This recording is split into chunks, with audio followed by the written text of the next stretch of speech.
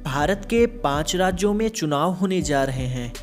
UP, Punjab, Manipur, Goa और उत्तराखंड। इन 5 राज्यों में कुल 7 चरणों में चुनाव होंगे। एक जिम्मेदार नागरिक का कर्तव्य होता है कि वह अपने मताधिकार का प्रयोग करे। लेकिन क्या होगा अगर आप अपने मताधिकार का प्रयोग करना चाहते हैं लेकिन किसी कारणवश आपकी वोटर आईडी खो गई है? तो परेशान होने की बिल्कुल ज़रूरत नहीं है। अपडेट चैनल लेकर आया है आपकी परेशानियों का समाधान। नमस्कार दोस्तों, एक बार फिर से अपडेट चैनल में आप सबका स्वागत है।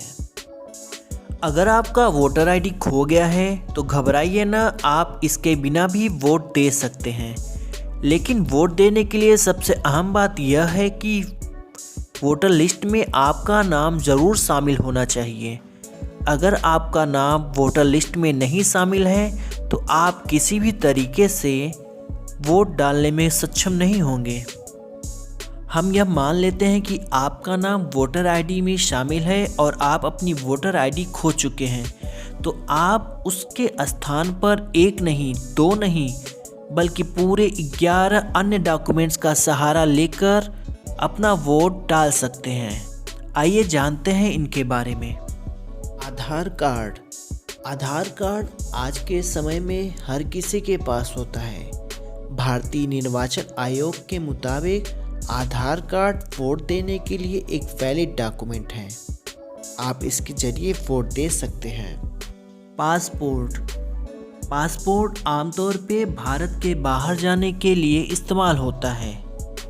यह आधार कार्ड के ही तरह एक पहचान पत्र है। जिस प्रकार आधार कार्ड आपका राष्ट्रीय पहचान पत्र है, वैसे ही पासपोर्ट आपका अंतर्राष्ट्रीय पहचान पत्र है। आप इसकी सहायता से भी वोट डाल सकते हैं। Pan card. अगर आपके पास पैन कार्ड है तो आपको घबराने की बिल्कुल ज़रूरत नहीं है। यह भी मतदान के लिए एक विकल्प है। Driving licence. भारत सरकार किसी भी वाहन को चलाने के लिए यह लाइसेंस प्रदान करती है। इस लाइसेंस का प्रयोग आप वोट डालने में भी कर सकते हैं। MNREGA job card. अगर आप मनरेगा में काम करते हैं तो मनरेगा जॉब कार्ड आपको वोट देने में सहायता प्रदान कर सकता है। बैंक या पोस्ट ऑफिस का पासबुक।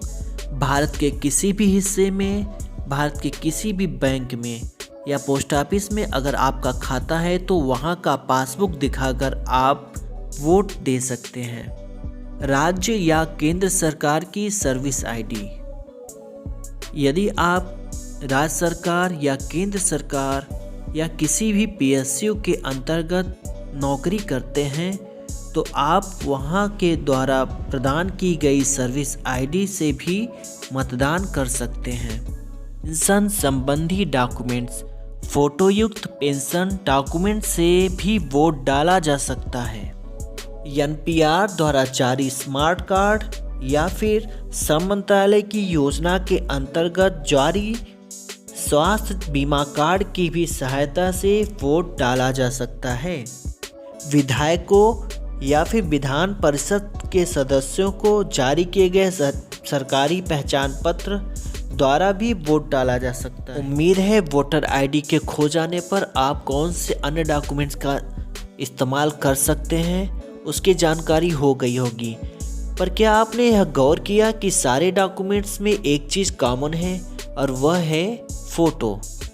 तो अगर किसी भी डॉक्यूमेंट्स में आपकी फ़ोटो धूमिल आती है तो हो सकता है वो एक समस्या खड़ी करे।